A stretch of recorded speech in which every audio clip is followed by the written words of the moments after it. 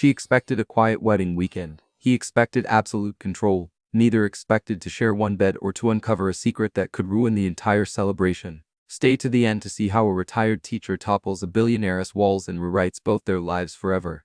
A late summer sun hung low over Lavender Ridge Resort, painting the lush South Carolina hills in slow burn gold. The dusty lavender buds that gave the estate its name swayed in the breeze, scattering a perfume so soothing it could lull most city folk into forgetting the stock market existed. Evelyn Hartley, 69, former English teacher and lifelong list maker, was not most city folk. She eased her powder blue Buick into the circular drive, parked precisely between the painted lines, and cut the engine with a satisfied click. A wedding weekend, she told herself, would be good medicine, fresh air, old friends, and 3 evenings where no one expected her to grade term papers or fix the church copier. Still, she checked her watch, 4:48 p.m., 12 minutes ahead of the welcome toast, because punctuality, unlike arthritis, never abandoned her. She stepped out in sensible wedges, smoothed the wrinkles from her lilac skirt suit, and patted the pearl clip securing her silver bob. Then she inhaled lavender, pine, a hint of wood smoke, and felt something loosen in her chest. A good sign. Inside the grand foyer, polished oak floors gleamed beneath a stained glass skylight. Staff bustled, luggage wheels whirred, and laughter floated from the direction of the vineyard terrace. Evelyn made straight for the mahogany reception desk, a woman on a mission. "Good afternoon, dear," she greeted the young clerk whose name tag read Sharon in cheerful block letters. "Reservation for Evelyn Hartley, single king suite, garden view." Sharon's fingers danced across the keyboard, her practiced smile faltering only a millimeter before she recovered. "Miss Hartley, welcome. I need just a moment."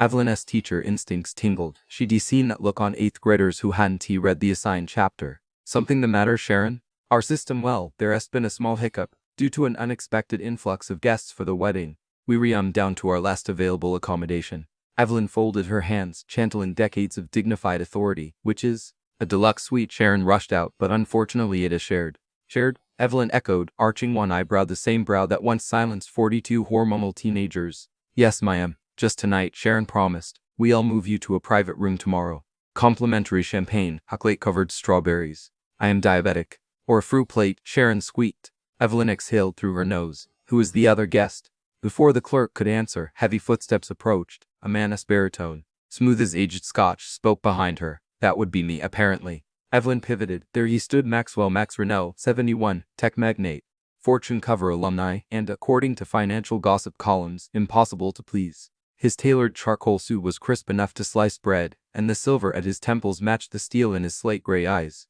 A luggage porter hovered behind him like a nervous sparrow. Max offered a curt nod. "Max Renault." He extended a hand.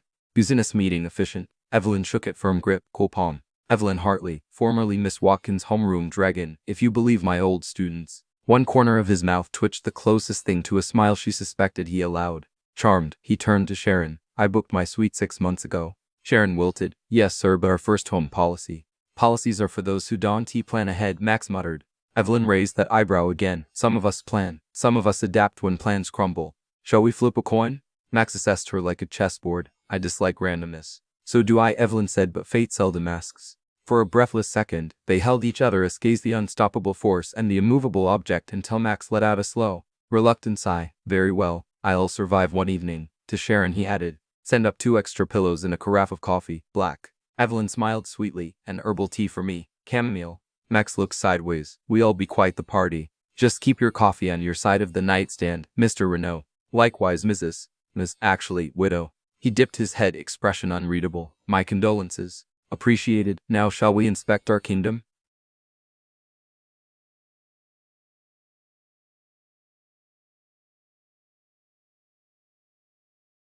Suite 204, Lavender Wing, was a tasteful haven of cream walls, oak beams, and most notably one enormous 4-poster bed straight from a romance novel cover. A fireplace with stacked logs promised crackling warmth once evening settled. A single armchair sat angled toward French doors that opened onto a balcony, where rows of lavender fields rippled like violet waves. Evelyn stepped inside and felt her breath hitch, not from scandal, but nostalgia. She'd honeymooned in a place much like this 45 years ago. She pressed that memory tight, then set her sensible purse on the writing desk. Max scanned the room the way a general surveys terrain. "No sofa bed." "I see one bed," Evelyn confirmed, "though it seems large enough to host a square dance." He grunted. "I'll take the left, military habit." "Well, I prefer the right." "That settles the Berlin Wall," she quipped. Max's eyebrow twitched, the billionaire equivalent of laughing out loud. She suspected He removed his suit jacket with mechanical precision and draped it over a hanger. His cufflinks glimmered like twin moons. "You don't travel light," Evelyn observed, noting 3 garment bags of identical charcoal shades. "I like options. And control," she added, half under her breath. He paused. "Control keeps chaos at bay." "Oh, chaos arrives whether invited or not, Mr. Renault. In fact, I believe chaos is knocking." On cue, a bellhop appeared delivering their luggage, pillows, coffee, and tea. Maxwell tipped with crisp bills. Evelyn tipped with an encouraging smile and a whispered, "College is worth it, dear." When the door shut, silence settled thick, polite, awkward. Evelyn moved to the balcony, inhaling the pure lavender handpine cocktail. Max followed, though he stood a calculated foot behind her. "Why are you here?" he asked abruptly. "The bride, Lucinda, was my student in '92. I taught her to diagram sentences and stand up straight. She asked me to read a poem during the ceremony." "You?" "Groom's godfather," he responded. "Lucinda's fiancé interns at my foundation." Evelyn smiled small. Worlds collide. Max's gaze traced the horizon. "Do you often attend weddings alone?" "Only since Harold passed." "You?" "I rarely attend at all." He folded his arms. "But Eric insisted." "And people rarely insist on things you don't want," she guessed. His silence confirmed it.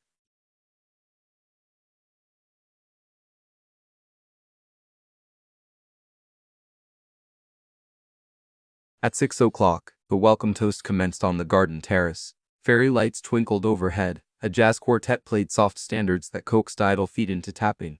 Evelyn, now in a floral shawl, accepted sparkling cider. Max, in a fresh navy blazer, nursed mineral water.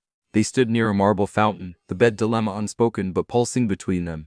Guests greeted Max with deferential smiles and anxious laughs. Donors, board members, entrepreneurs who seemed to orbit his approval. He answered in clipped politeness. Evelyn watched a moment, then leaned over. "You do know you terrify half this gathering." He took a slow sip. "Efficiency. Intimidation isn't the same as efficiency. Smile once, you might save time." Smiles invite conversation, and conversation invites connection. Max's eyes flicked to her face, soft wrinkles etched by decades of compassion. Laugh lines shining. "Something thought a millimeter. You spent your life connecting, I presume. Every day at 7:45 a.m. Classroom 12. You? Connecting makes you vulnerable. So does living," she countered. "But here we are." Before he could reply, the MC tapped a microphone. "Ladies and gentlemen, we're kicking off the weekend with a light-hearted icebreaker scavenger hunt. Unattached guests will be randomly paired." Max closed his eyes, murmuring no. Evelyn chuckled. "Chaos, dear, remember?" The MC drew slips from a crystal bowl. Team 3: Maxwell, Renault, and Evelyn Hartley. A collective gasp, then laughter. Max palmed his forehead. Evelyn grinned up at him. "Shall we conquer or be conquered?" He exhaled. "I never lose. And consider me your secret weapon." And with that, the unlikely duo accepted their clue card, 2 lapboards, and a tiny disposable camera.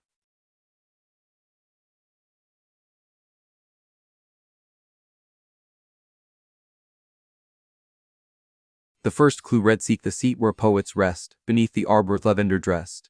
"The pergola by the koi pond," Evelyn declared, already striding off. Max lengthened his steps to match her surprisingly brisk pace. "Have you stayed here before?" "I read the resort brochure in the car." You'd be stunned how much intel fits on one trifold when you actually read it. At the pergola, a velvet pouch dangled from a wooden beam. Inside, puzzle pieces painted sky blue. A second clue instructed them to gather more pieces at 5 locations. Then assemble for a secret message. First team to decode would win dinner for 2 at the chef's table. Evelyn's eyes sparkled. "Dinner for 2. Hope you're not allergic to conversation." Max almost smiled. "I'll survive." For the next hour they roamed the estate, the wine cellar, the rose maze, the historic chapel. Evelyn, a sharp memory and teacherly observation, made short work of riddles. Max provided stealth advantages, a master key card here, a brisk shortcut through staff corridors. They moved like reluctant dance partners who secretly enjoyed the rhythm. At sunset, they claimed the final pouch from a gazebo overhanging a glassy lake. The sky burned tangerine. Evelyn laid pieces on a picnic table. "Edge pieces first," she directed. Max obeyed without comment. Hands brushed, heat flickered. They pretended not to notice. The message emerged: "Look up at midnight." Cryptic, Evelyn murmured. "Astronomy? Fireworks?" Max mused. "Or a surprise we'll regret," she teased. "Either way, it seems we have a date at 12.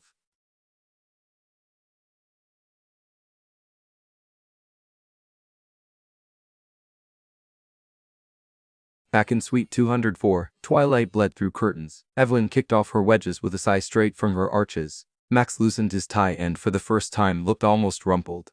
"Bathroom is yours," he offered. "Kind of you." She gathered toiletries, then paused. "Mr. Renault." "Max, thank you for tolerating my chatter. I find it refreshing," he admitted, meeting her eyes with quiet candor, like opening windows in a stuffy room. Her heart fluttered an unfamiliar sensation she hadn't felt since Harold brought home daisies for no reason. She nodded, slipped into the bathroom, and closed the door, palms pressed to cool marble, cheeks warm. While she washed her face and hummed a hymn, Max stood at the balcony, phone in hand, staring at an unsent text to his executive assistant. He typed delay Monday meeting, stopped, deleted. For once, he had nowhere more important to be. Evelyn emerged in a soft cotton nightgown scattered with tiny violets. Max had changed into a charcoal t-shirt and lounge pants, surprising her. She expected silk pajamas. The contrast made him human. He unfolded an extra blanket. "I'll take the chaise." "Nonsense," she said. "Your back will seize. We grown-ups, we can share a mattress without scandal." He looked hesitant. "I snore." "So did my Harold. I can sleep through thunder." A beat. Then he inclined his head. "Right side us yours." They climbed in, both stiff as fence posts. Between them, Evelyn placed a slim travel pillow, more gesture than barrier. Lights off, lavender scent drifted.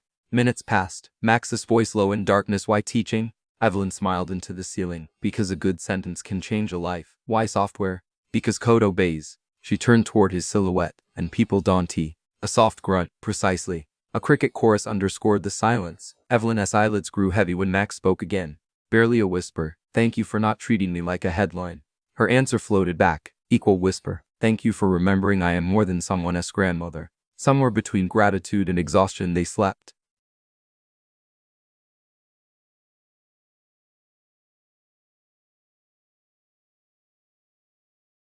Bon bon bon. The antique lobby clock chimed midnight. Max stirred, eyes snapping open. He sat up, careful not to jostle Evelyn, who lay breathing softly. The puzzle-esque command echoed, "Look up at midnight." He rose, took the shawl draped over a chair, and gently placed it around her shoulders. "Evelyn," he whispered, "time to see what's in the sky." She blinked, awake, read confusion, then understanding. "Yes, our date." Together they padded to the balcony. Stars freckled the black velvet above. But nothing unusual. Then whoosh, streams of golden lanterns lifted from beyond the orchard. Hundreds, maybe thousands, drifting upward like glowing jellyfish. Evelyn gasped. "Wish lanterns." Max watched them ascend, reflection shimmering in his eyes. "Beautiful." In the hush, Evelyn spoke her wish aloud. To feel brave again. Max's voice was barely sound. To feel anything again. Lanterns rose higher, carrying secrets skyward. Evelyn's hand found his. Neither pulled away. And there, under a quilt of stars and promises, the last room at Lavender Ridge became the beginning of something neither thought life still held in store. Sunlight sneaked past the embroidered curtains of Suite 204 and smacked Maxwell Renault directly in the face. He woke with a low, irritated groan, only to realize he was not, in fact, alone. Evelyn Hartley lay on her side, silver hair tousled, breathing in a gentle rhythm that reminded him of lapping tidewater, steady, insistent, impossible to ignore. Max reached for his watch. 6 a.m. In his world, that qualified as a late start. He slipped from the bed like a burglar, retrieved his tablet, and padded to the armchair. A naive coder had pushed a build to the Foundation's Lettery app project at 3 a.m. The alert blinked red. Max's thumbs hovered above the screen. But then Evelyn sighed in her sleep, and the sound broke straight through his urgency. He set the tablet aside and simply watched her rest. When, he wondered, was the last time he'd let a morning begin without metrics? At 6:17 the resort's songbirds launched their symphony. Evelyn stirred, blinked twice, then sat up with military efficiency. She noticed Max fully dressed in a soft gray polo and slacks. "Good heavens, did you sleep in your shoes?" she teased. "I've been up for." He checked his watch again. 8 minutes. "Rebel," she said with a grin, pushing back the covers. "Give me a moment to wash my face or generations of Southern women will shriek from the grave." Max's lips twitched. He stepped onto the balcony to give her privacy. Below, staff arranged white-clothed tables for breakfast among boxwood hedges. Lavender Ridge woke the way good books began, unhurried but full of promise. When Evelyn emerged wearing a powder pink blouse, linen trousers, and a small cameo pin, Max silently offered his arm. She took it. The gesture felt antique and curiously right.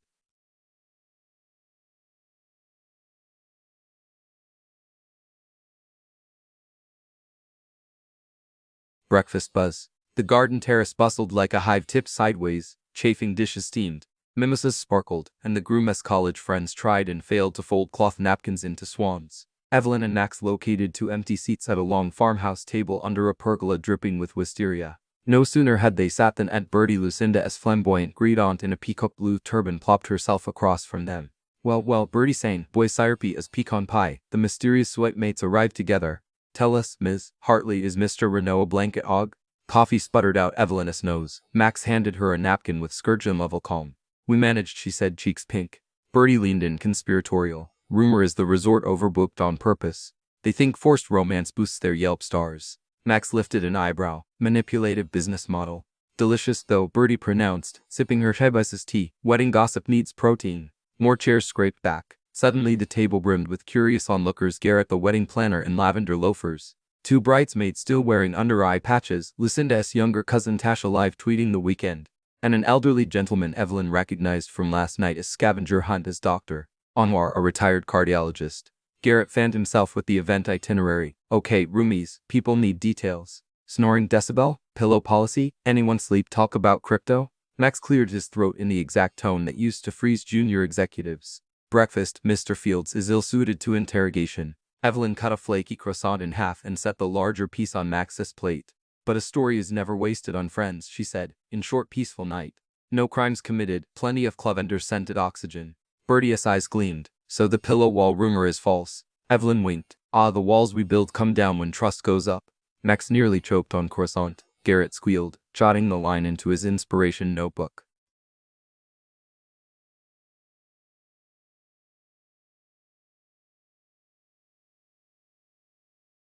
Ground rules. After breakfast, Evelyn and Max escaped to a shaded walking path lined with cypress trees. Bees droned lazily and wedding guests' chatter faded behind them. I owe you an apology, Evelyn began, clasping her hands behind her back.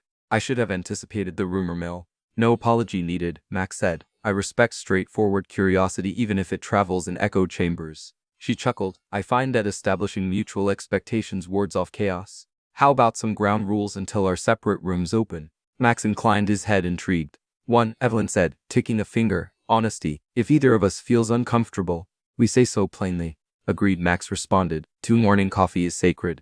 Evelyn grinned. 3, no work emails during a toast or poem recital. Conditional, Max bargained. Emergency exemptions if global literacy rates plummet. Fine, but you lose one scone privilege. He laughed an actual unguarded laugh. Birds scattered at the alien sound. Evelyn's stomach fluttered like a first-year teacher on Copenhagen's night.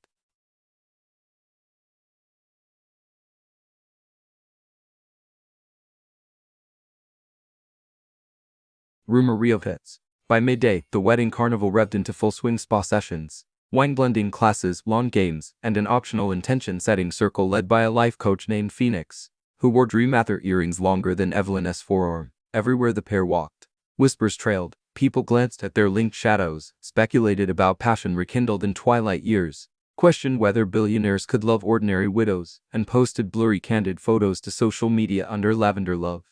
Max noticed Evelyn's spine stiffen each time a phone lifted. Does that bother you? He asked quietly while they browsed the resort's mini library. I survived 38 carnivals, she said, pulling out a dusty copy of Persuasion. But I do prefer my reputation shaped by my own words. He closed his hand over the book's spine, meeting her gaze. Then let us control the narrative. Write our own press release, she teased. Not exactly a dance. A what now? He nodded toward a poster taped to the shelf. Rose Petal Crumble Workshop, couples only 2p. In the ballroom. Evelyn's laugh burst like a cork. I taught Shakespeare, not salsa. Perfect, Max said, eyes alight. So no one will expect us to shine.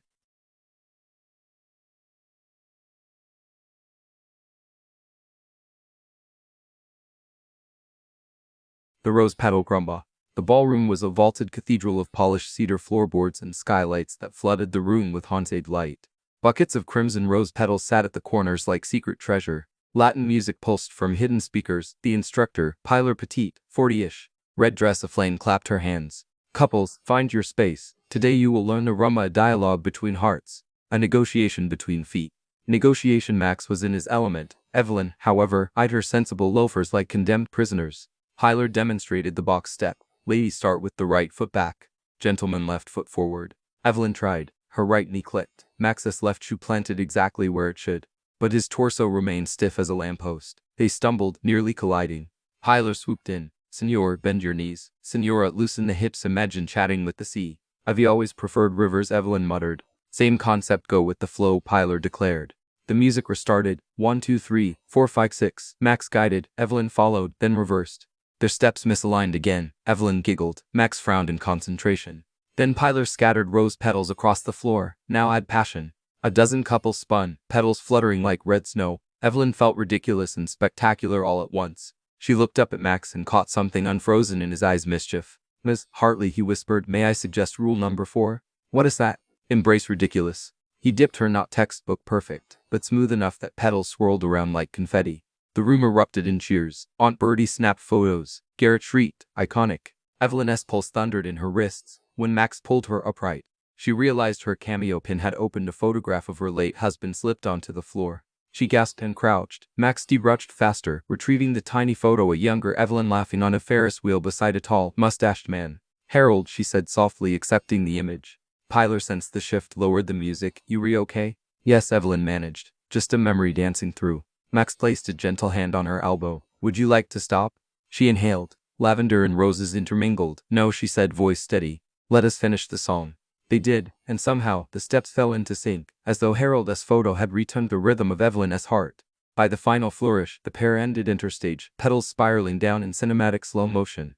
The room applauded. Pilar toasted them with her water bottle. Aunt Bertie hollered, "Show the youngsters how it is done." Max leaned in close enough that his breath stirred a strand of Evelyn's hair. Thank you for trusting me with your knees and your memories. She swallowed past the sudden lump. Thank you for giving them space to breathe.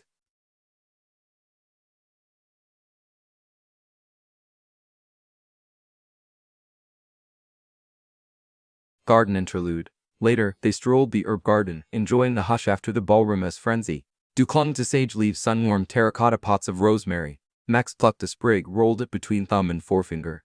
I watched my mother do this, he said. She tended windowsill herbs in our tiny apartment. Said even small spaces deserved flavor. Evelyn smiled, smart woman. He looked at her, expression unguarded. She never saw this side of my life, the suits, the jets. I sometimes wonder if she'd approve. Evelyn tucked the photo of Harold back into her cameo pin.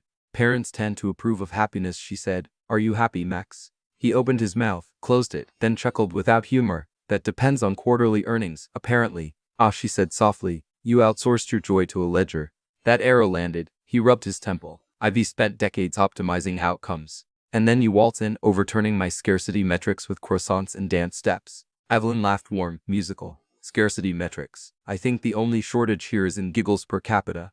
We all remedy that. He grinned. I believe you.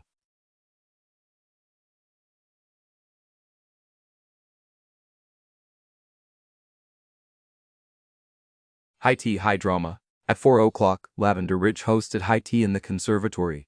Crystal tears held cucumber sandwiches, scones, and candied violet petals. String musicians played a lilting version of At Last. Evelyn excused herself to freshen lipstick. Max stood alone near the arched glass doors, surveying hibiscus blossoms outside. That is when Kira Malone materialized.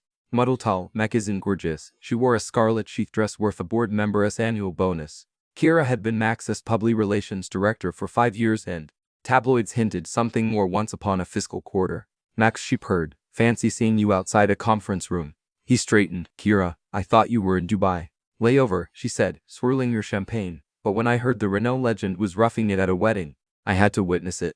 Her gaze flecked toward the powder room door, where Evelyn would soon emerge. So the rumors are true, you resharing a suite with a school teacher? She savored the word like a bite of bitter chocolate. Max bristled. Ms. Hartley is a distinguished educator and the bride's mentor. Kira laughed. Oh, Max, still rescuing causes. How philanthropic. He stepped closer, voice ice slick. Don't underestimate people who shape minds for a living. Kira leaned in, whisper sharp. Just remember who shaped yours in the media. She tapped his chest with one manicured nail. Optics matter, darling. Evelyn exited the powder room at that exact moment. She saw Kira's hand linger. Her smile faltered, but only for a second. Years in faculty lounges had taught her to read tension the way botanists read tree rings. She glided over, composure intact. Hello, she said, extending a cordial hand. Evelyn Hartley. Kira Malone, the other woman replied, shaking like a queen receiving a commoner. Evelyn's eyes twinkled. Ah, the pure genius. My students researched your risk management of the Neptune oil scandal, fascinating case study. Kira's lips parted, caught off guard. You teach PR? I teach critical thinking, Evelyn said sweetly. Spin is just poetry with a budget. Max nearly choked on air. A silent war flared in Kira's gaze. She plastered a smile, pivoted on stilettos, and vanished among the ficus trees. Evelyn turned to Max, lifting a brow. Friend of yours? Former colleague, he said. An expert in perception. And you, she asked. Expert in truth? Trying, he admitted. She looped her arm through his. Then I am in the right company.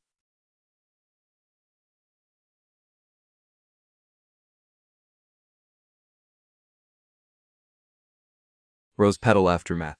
Evening draped the resort in soft indigo. When Evelyn and Max returned to suite 204, they found the bed turned down and of course rose petals scattered across the duvet in a heart shape. A folded note read, "May your dreams bloom." Evelyn snorted, subtle as a sledgehammer. Max wiped petals into a neat pile. "Allergies," he muttered, but Evelyn saw the faint pink tinge to his ears. They prepared for bed with casual choreography, familiarity growing in tiny ways. She hummed Rodgers Hammerstein while brushing teeth. He tapped her rhythm on the countertop with his wedding cufflinks, absent-minded yet oddly musical. Lights dimmed, they slipped beneath covers. "No pillow barrier tonight, Miss Hartley," Max said as moonlight painted stripes across the quilt. "Yes, Mr. Renault." Rule 5. "I am listening." "Promise me we won't let other people rumors, optics, ex-colleagues write our story." She turned toward him, eyes shining. Rule 5 accepted. Outside, a late breeze shook lavender stalks, releasing a scent like bedtime prayers. Inside, two souls edged closer, not touching, not yet, but drifting on a tide of shared intent. Somewhere between rose petals and whispered vows to self, Evelyn Hartley and Maxwell Renault discovered that connection, wasn't a bullet point or a lesson plan. It was a dance step learned the hard way, feet fumbling, knees creaking, hearts finally leading. Tomorrow, the schedule promised wine tasting, rehearsal, dinner, and unbeknownst to either of them, the biggest surprise of the weekend. But for tonight, they rested under a rumor-sweet canopy, trusting that whatever rules they wrote together would be sturdy enough to weather the next storm. Thunderheads gathered over Lavender Ridge like gossip, dark, dramatic, and bound to break something. By noon on Saturday, the temperature had dropped 10 degrees, the lavender fields bowed under wind gusts, and the first raindrops peppered the rose maze just as Evelyn Hartley buttoned her lemon-yellow raincoat. Maxwell Renault, standing beside her under the portico, eyed the sky as though it were a faulty algorithm. The forecast promised clear skies. Evelyn smiled, flipping up her hood. Forecasts, like exam answers, or only as good as the student who prepared. He grunted, conceding the point. Guests scurried toward the carriage house where the afternoon wine tasting had been relocated. The chaos pleased Evelyn. It reminded her of fire drill days when students pretended panic while secretly loving the disruption. Max offered his arm. "Shall we brave the elements?" "Let on, General." They hurried across gravel, crunching under patent leather shoes. Halfway, the heavens ripped open. Rain poured with biblical enthusiasm, drenching the world in seconds. Evelyn laughed a bright, defiant sound and tightened her grip on Max's elbow. He pulled her beneath a stone archway that led into the herb garden's potting shed. Inside, terracotta pots stacked to the rafters gave off the earthy scent of clay and basil. Rain drummed overhead like a thousand timpani. No one else had ducked inside yet. In the dim light, they seemed alone in a secret chapel. Evelyn shipped droplets from her coat. "Well, Mr. Renault, looks like we've been granted an intermission." Max removed his jacket, never mind that it was Italian wool, and draped it over her shoulders. "You'll catch a chill." She examined the jacket as fine stitching. "And you'll catch pneumonia without this. I risk assets every day. Consider it diversifying my portfolio." She rolled her eyes, but her cheeks warmed. "Always the investor. Old habits." His gaze softened. "What habits have you kept, Evelyn?" She considered. "I memorize a poem each month. I bake blackberry cobbler on Harold's birthday. And I still correct apostrophe misuse on diner menus." He chuckled. "Grammar vigilante. I like that." A boom of thunder rattled the shed. For a moment they simply listened. Rain on tin, wind and lavender, their combined breathing. The intimacy of storm sheltering was different from ballroom banter. It pressed two souls close without asking permission. Max cleared his throat. "There's something I should tell you before someone else does." Evelyn lifted a brow. "Sounds ominous." "My daughter Clara arrived this morning, unannounced. She texted that she needed to see for herself." Evelyn's heart tripped. "See what?" "Whether her father is okay." He looked away. "We've been distant since her mother died." "I'm sorry." She laid a hand over his. The contact was brief but sent current through them both. Max's shoulders loosened. "Clara will probably form opinions about us sharing a suite." Evelyn smiled gently. "Children form opinions about everything. We all manage."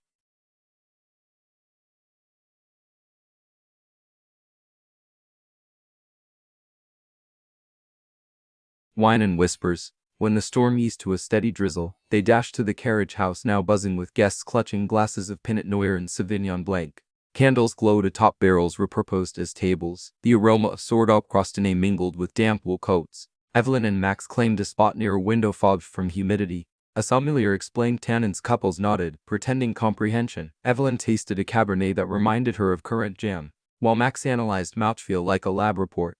Suddenly, a young woman with haughty blonde curls and amber eyes wove through the crowd. She wore a trench coat, jeans, and the determined look of someone who'd just driven 400 miles. "Dad." Max straightened. "Clara." Evelyn stepped back instinctively, but Clara's gaze found her. "And you must be Ms. Hartley," Clara said, extending a hand. "The internet already adores you." Evelyn accepted the shake. "The internet loves kittens wearing hats. I'd keep an eye on its taste level." Clara laughed, tension easing. "Fair." She turned to her father. "Can we talk?" A flash of old pain crossed Max's face. "Of course, Evelyn." I'll be by the cheese board, Evelyn said. Don't worry. I've navigated brie crises before. She wandered toward a platter of smoked Gouda, giving the pair privacy. Still, she cold tea helped, glancing over Clara speaking, hands animated. Max listening, head bowed. Rain streaked the window behind them, making the scene look like a watercolor. After several minutes, Clara hugged her father. Max's arms wrapped around her with a hesitation that melted into relief. Evelyn inhaled joy for him, ache for her own son who lived states away. Family was a fragile fractal, beautiful, repeating, and easily cracked. Clara approached Evelyn. Thank you for keeping him human, she whispered. Then, louder, would you two join me for the slow dance lesson before dinner? Rumor is the band's vocalist is giving free pointers. Evelyn looked at Max. He nodded.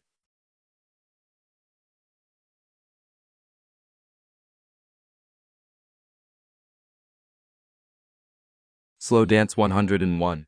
The band room occupied the old stables, refurbished with velvet drapes and dim Edison bulbs. Instruments rested on a low stage saxophone gleaming double bass upright like a sentinel. About 15 couples, including Aunt Bertie with the gardener, milled on the dance floor as weathered planks. Jules, the vocalist, a baritone with salt and pepper dreadlocks, clapped his hands. We were doing the classic sway and spin, no fancy footwork, just connection. Couples paired off. Clara excused herself to join the bride and groom. Max offered his hand to Evelyn. Ready? She placed her palm in his. The band struck a soft jazz chord, something smoky and undemanding. 1-2 sway, Jules intoned. Evelyn and Max moved together, bodies finding a gentle pendulum. His hand rested at her waist. Her cheek hovered near his shoulder. They fit, she realized, like lines of that can be pentameter, stress and unstressed balanced.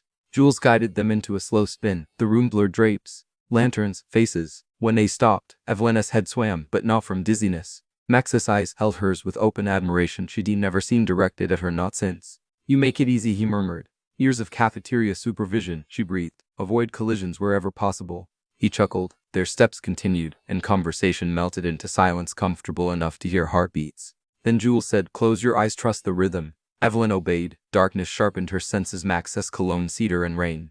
The heat of his hand, the bass note thrumming through the floorboards. She let herself be guided. It felt like walking into a poem's hidden stanza. When the music faded, she opened her eyes. Max looked almost shy. Clara applauded from nearby. Dad, you didn't step on her once. Miracles happen. He rolled his eyes, but his smile was irrepressible.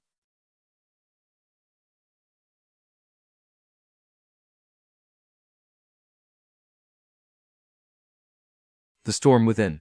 Back in suite 204 before the rehearsal dinner. Evelyn touched up lipstick while Max tied his bow tie twice. Because the first knot refused to center, he cursed under his breath. May I? Evelyn stepped behind him, hands deft. Years of tying student play costumes had made her an expert. She straightened the bow, smoothed lapels, and before stepping away, rested a hand on his shoulder. You'll be the handsomest curmudgeon there. He caught her fingers, kissed her knuckles. The gesture stopped her breath. A crack of thunder jolted them apart. Rain slammed glass with renewed fury. Max sighed. Outdoor rehearsal is doomed. Indeed, 15 minutes later, the wedding crew herded guests into the glass atrium, improvising the aisle between lemon trees. Water streaked overhead like tears on cathedral windows. Lucinda, the bride, tried to stay cheerful, but her eyes glistened. As the minister rehearsed vows, lightning flared, lights flickered, and a collective gasp rose. Power cut, darkness swallowed the atrium. Kids squealed, adults murmured. Max's crisis instinct activated. Emergency generator as likely near the maintenance wing. He told Garrett, the planner, who looked moments from fainting. I'll fetch staff, Garrett stammered. Max turned to Evelyn. Wait here. She squeezed his arm. Be careful. He dashed off. Evelyn gathered the nearest bridesmaids, produced 3 phone flashlights, and instructed them to form a beacon. Smile, ladies. Guests follow confidence. 10 minutes ticked by. Wind howled. Evelyn's phone battery dipped to 10%. Dr. Anwar handed out peppermints to calm nerves. Then, lights blazed back. Applause erupted. Max reappeared, damp hair plastered to his forehead, suit jacket sodden but face triumphant. Garrett announced, generator engaged, thanks to Mr. Renault and the maintenance team. Lucinda hugged Max, mascara spotting his lapel. Evelyn's chest filled with pride and something else, sharper longing. Was this what partnership felt like? Shared storms, shared victories? The rehearsal concluded. As guests dispersed, Evelyn touched Max's sleeve. You saved the evening. He shrugged, water dripping from cuff. Systems are my comfort zone. She smiled. And you stepped out of it to help strangers. That is character. He met her gaze, vulnerable. I want to help you too. But I don't know how. What makes you think I need help?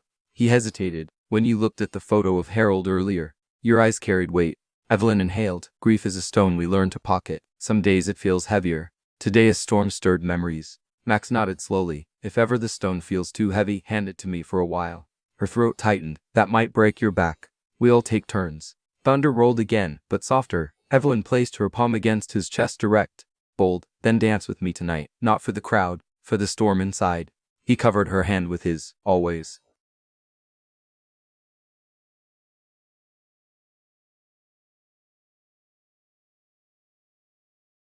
Dinner deluge. The rehearsal dinner unfolded in the main hall, candelabras, white and gold place settings, and a ceiling fresco of cherubs that looked vaguely mischievous, as if plotting dessert theft. The storm knocked satellite service offline, so no one scrawled, creating the rarest phenomenon: undistracted conversation. Evelyn was seated between Max and Aunt Bertie. Across sat Kira Malone. Eyes like daggers. Clara engaged her in polite talk, diffusing tension. Still, Evelyn sensed a tempest brewing unrelated to weather. Mid-meal, Lucinda tapped a glass. We'd like to invite Ms. Hartley to read the poem she selected. Evelyn rose, smoothing her shawl. I chose Mary Oliver's Wild Geese, because it reminds us that. Crack, another lightning strike. Lights flickered again but stayed. Guests gasped. Evelyn steadied herself. Because it reminds us that storms pass and the world remains beautiful. She recited, voice even, years of classroom projection serving her well. You do not have to be good, she spoke, eyes scanning the crowd. You only have to let the soft animal of your body love what it loves. She reached the final lines, voice softening. Whoever you are, no matter how lonely, the world offers itself to your imagination. A hush blanketed the hall. Even Kira's face softened. Evelyn sat. Max took her hand under the table, squeezing once gratitude and something deeper. Aunt Bertie whispered, child, I felt the Holy Spirit in that stanza. Evelyn patted her arm. Mary Oliver tends to evoke good company.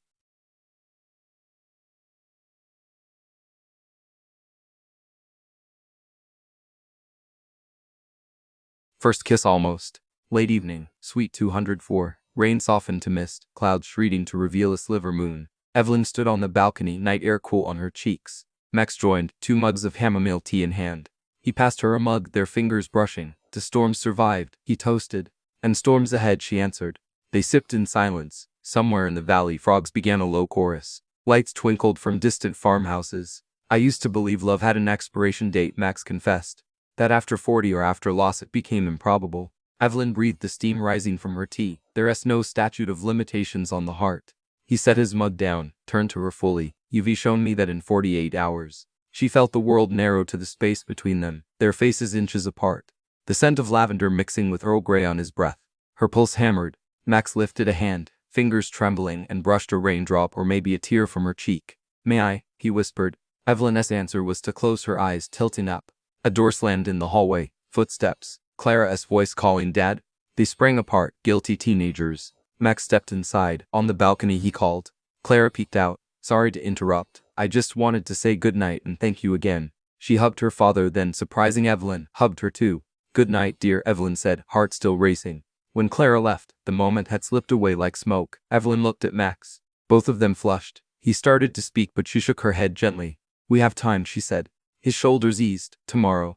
Tomorrow. They retreated inside, changed into nightwear, climbed into bed. No pillow wall. No pretenses. Rain faded to dripping whispers. Evelyn, Max murmured in the dark. Yes, thank you for not running from my storms. She reached across the minimal space, found his hand, laced fingers. Thank you for dancing in mine. Sleep claimed them, slow and sweet, while outside the final clouds unraveled, revealing stars like punctuation marks in an unfinished story, each one promising that tomorrow's chapter might hold the kiss the storm postponed. Sunrise on Sunday painted lavender ridge in peach and rose, as though the storm had never bruised the sky. But even with sunlight pressing against the windows of suite 204, a different kind of front brewed inside Maxwell Renault's chest. He woke before Evelyn, careful not to disturb her, and slipped into the hallway with his phone. An overnight email from his chief of staff glared at him. Board agenda finalized. Vote today 3 p.m. Est. Acquisition of Lavender Ridge Resort expected to pass. Press embargo until Tuesday. Jenna. Max exhaled, thumb hovering over reply. He had planned to keep the deal quiet until after the wedding. No ripples. No rumors, but every hour spent with Evelyn made the secrecy feel heavier. Today of all days, secrecy would snap. He could feel it. He typed delay vote 48 hers. Then, before he could send, he heard footsteps and pocketed the phone. Clara approached in joggers, cheeks flushed from a morning run. Old and tea sleep either? She asked, maternal despite being 32. Just emails, he said. She eyed him. Dad, I know that tone. Something is up. We'll talk after breakfast, he promised.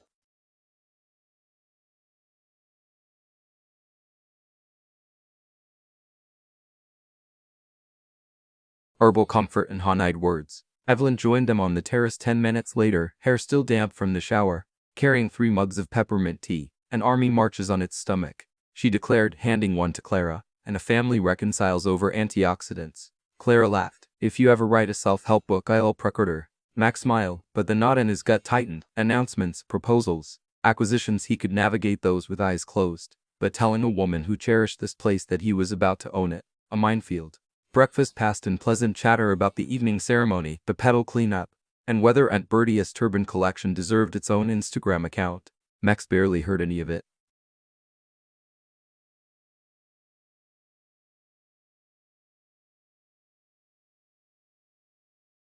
The caretaker's request. After the meal, an elderly staff member, June Hathaway, the resort's caretaker for 40 years, approached the table. Her spine was curved like the handle of an antique cane, and her smile held familiar kindness. "Excuse me, Ms. Hartley," she began, voice hushed. "Lucinda told me you were handy with old books. We found boxes of family memorabilia in the attic and need someone trustworthy to sort them.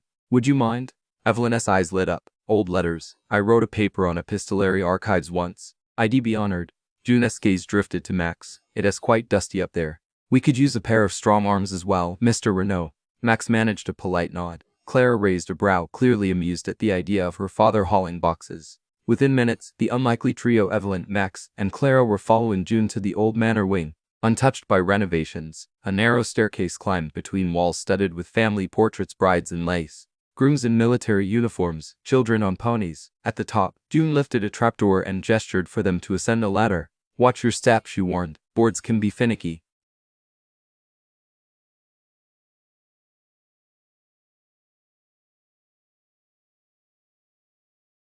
Dust and discovery. The attic smelled of cedar and memories. Shafts of light sliced through cracks in the roof, illuminating trunks, hatboxes, and dress mannequins draped in yellowed satin. Evelyn sneezed twice, then set to work labeling piles with sticky notes produced from her handbag. The woman carried supplies for every scenario.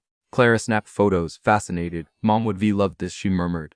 Max squeezed her shoulder. Evelyn pried open a walnut chest labeled L.R. 1912. Inside lay stacks of letters bound with ribbon, an embroidered handkerchief, and a wrecked leather ledger. The ledger's pages bore looping ink, guest lists, payment records, unsent invoices. "Oh my," she whispered. "This is original housekeeping documentation." While Evelyn immersed herself, Max hoisted a brass-bound trunk to better light. It thudded on the floor, kicking up dust clouds that shimmered like gold confetti. The latch snapped inside. They found architectural blueprints accompanied by a more recent document stamped confidential. Clara retrieved it, her brow furrowing. "Dad, does this say Renault Development All?" Max's blood iced. He snatched the folder. Indeed, the top sheet read Acquisition Proposal Lavender Ridge Resort Redevelopment into Luxury Wellness Retreat, projected close date 15 Sept. He closed it swiftly, but not before Evelyn glimpsed the bold heading. Silence expanded, heavy as the storm, no longer outside but within 4 hearts. Evelyn straightened, dust smudging her cheek. "Maxwell?" He ran a hand through his hair. "I was going to tell you." "When?" After the bouquet toss. Her voice trembled, not with anger but hurt. Clara stepped back, arms crossed. "Dad, you rebuying the resort?" "It is a strategic venture," he started. "The current owners approached." Evelyn closed the ledger gently. "Strategic," she tasted the word. "Is this weekend reconnaissance?" "No," he said too quickly. "I came for Eric the groom. The deal is separate." "But not separate from us," she replied. "You and I sharing rooms, dances, secrets, and all the while you hold a deed behind your back." Max swallowed. "I delayed the vote. I can still walk away." Evelyn's eyes glistened. "Why would you? Profit waits." He stepped toward her, but a board groaned underfoot and snapped. The floor gave way 6 inches. Max stumbled, catching himself against a beam. Clara yelped. Evelyn grabbed his arm, steadying him instinctively. The contact seared them both, painful reminder of care amid conflict. June, hearing the commotion below, called up, "Everything all right?" Clara answered, "Just an old board." June hollered back, "Careful. That attic hasn't been reinforced since '98. In the hush that followed, Evelyn released Max's arm. "We should finish cataloging," she said, voice firm in that teacher way that signaled discussion over for now.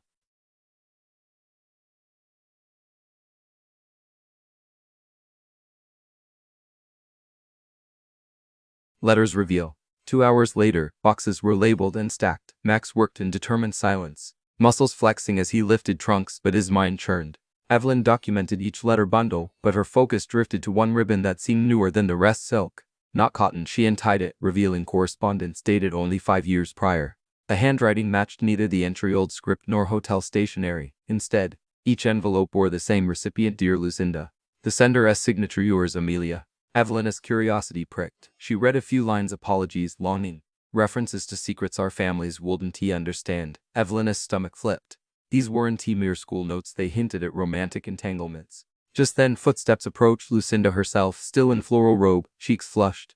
June told me you were here. Needed to retrieve something blue, a hairpin my grandmother wore. Evelyn hesitated, holding the letters. Lucinda spotted them. Her expression morphed from surprise to panic. Where did you find those? In that chest, Evelyn said gently. Are they yours? Lucinda lunged, snatching the bundle. Her hand shook. They were private. Evelyn touched her arm. Your secret is safe, dear. But secrets weigh more than wedding gowns. Lucinda's eyes brimmed. Amelia was my best friend, my first love. We ended things when Eric proposed. She bit her lip. Our families expect perfection. Clara and Max exchanged glances. The attic felt suddenly airtight. Lucinda whispered, if these letters surfaced, the tabloids would feast. Evelyn nodded. Then let us protect them. But you must decide whether hiding truth honors love or buries it. Lucinda swallowed, tears tracking down. I don't know. She clutched the letters to her chest and fled. As her footsteps disappeared, Max inhaled. This place is made of secrets. Evelyn looked at him, sadness painting her face. And ours is now among them.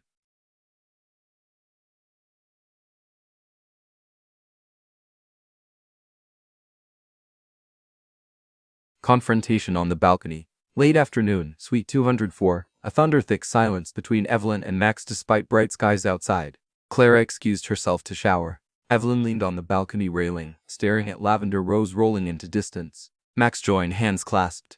Evelyn, she raised a palm. Let me speak before my courage fails. I don't begrudge business, but intimacy built on a mission cannot stand. He nodded. You were right. I lost Harold to cancer, not choice. With you I risk voluntary heartbreak. If I fall, I need to know the ground is not false. Max's throat tightened. I never intended deception. My board chases properties constantly. This felt routine. Then I met you and routine turned sacred. I delayed the vote this morning. He showed his phone. Unsent email still drafted. I wanted your counsel first. Evelyn read the unsent line. Delay 48 hours. Her eyes softened. Why not longer? Because I wasn't sure you'd still be standing beside me after 48 hours. She closed her eyes, exhaled. Honesty is messy, Max. But so is real love. She opened her eyes. Tell me everything, terms, plans, stakeholders, no executive summaries. He nodded, relief mingling with dread. Dinner after the ceremony. Full disclosure. Deal, she said, extending a pinky finger. The childish gesture made him smile. He linked with her. A pinky promise at 60-something, ridiculous and perfect.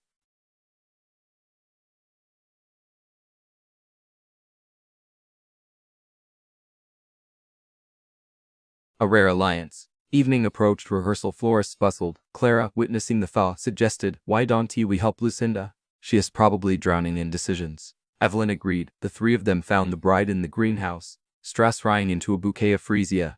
Evelyn knelt. Lucinda, dear, breathe. She guided her through box breathing learned from decades calming anxious students. Max offered a linen handkerchief embroidered with his initials M.R., which Lucinda accepted, dabbing eyes. Clara fetched water. Together, they formed a semi-roll of support that steadied the bride. Lucinda confessed her terror. I love Eric, but I am haunted by the life I could be had. If these letters are discovered, I don't want to start marriage with a lie. Evelyn squeezed her hand. Truth told kindly is never wrong.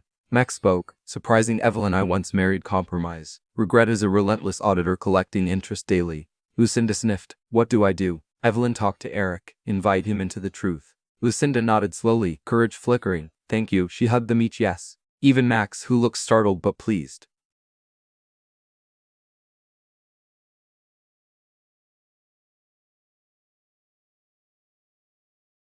Attic aftershocks. Night descended, string lights flickering on. The ceremony would be tomorrow at noon. Tonight an informal cocktail gathering. Evelyn donned a navy gown dazzled with tiny rhinestones like punctuation marks. She joked. Max wore a black tux, bow tie flawlessly centered this time. They descended the grand staircase together, but Whisper scurried ahead. Did you hear? Some Renault deal. Acquisition paper found in attic. Groom furious. Evelyn's pulse spiked. They reached the foyer where Eric, tall and earnest, confronted Max. His hand shook, one clutching a folded document, obvious copy of the proposal. Is this true? Eric demanded. Are you buying the ridge? Max opened his mouth, but Harry, the father of the bride, stormed over. I asked you here as family, Maxwell, not as a vulture. Guests circled, phones tilted. Evelyn stepped between them. Gentlemen, public scenes feed rumor carnivals. Harry's face reddened. Stay out, Miss Hartley. Pain stabbed, but she held firm. Then step into privacy. A foyer is no boardroom. Clara tugged her father's sleeve. Dad. Max raised hands. Everyone please. The proposal exists, yes, but nothing is finalized. My priority is the community's interest. Harry scoffed. Community, you all bulldoze heritage for spa cabanas. June, the caretaker, hobbled forward. Mr. Renault offered renovation funds for employee housing. She said quietly, he spoke to me last month. Murmurs rippled. Harry frowned. Why wasn't I told? Max exhaled. Because your brother, the majority owner, reached out. You were abroad, unreachable. Conflict slackened. Eric rubbed temples. Evelyn stepped aside, letting families hash logistics. She caught Max's gaze. Gratitude mingled with fatigue. The crowd slowly dispersed, curiosity half sated.